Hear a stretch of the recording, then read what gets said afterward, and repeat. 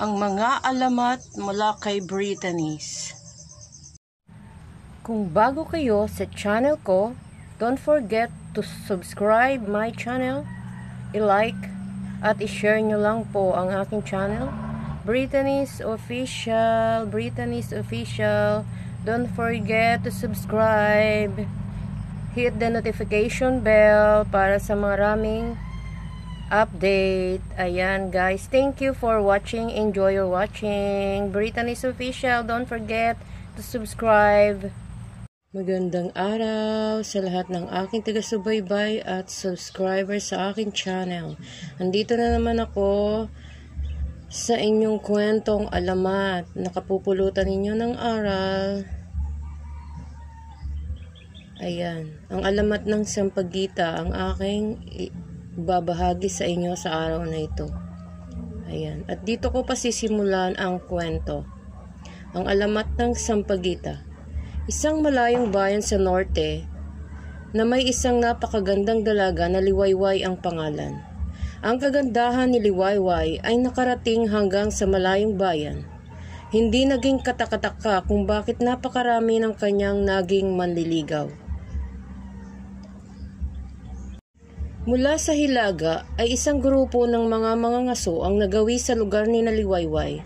Sa kasamaang palad, si Tanggol, isa sa mga ito ay inatake ng baboy ramo. Ang binata ay dinala ng ama ni Liwayway para mabigyan ng paunang lunas. Iyon ang naging daan sa pagkakalapit nila. Umibig si Liwayway at Tanggol sa isa't isa sa maikling panahong pagkakilala. Nang gumaling si Tanggol, ito ay nagpaalam kay Liwayway at sa mga magulang niya. Anang binata ay susundan ang ama't ina upang formal na hingin ang kamay ng dalaga. Puno ng pangarap si Liwayway nang ihatid ng tanaw si Tanggol. Subalit dagling naglaho ang pag-asa ni Liwayway na babalik si Tanggol tulad ng pangako. Ilang pagsikat na ng buwan mula nang umalis ito, ngunit balita ay wala siyang natanggap. Isang dating manliligaw ang nakaisip siraan si Tanggol.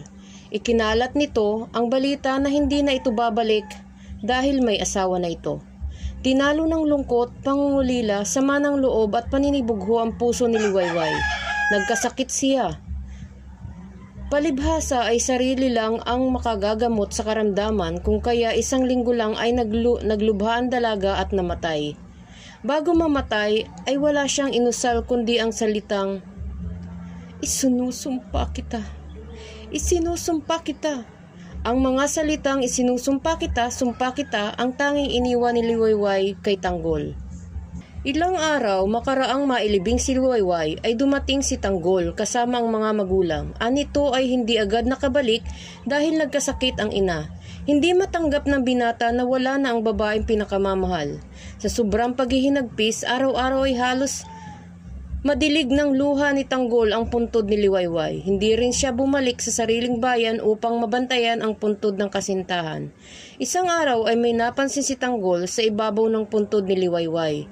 May tumubong halaman doon, halaman na patuloy na dinidilig ng kanyang mga luha.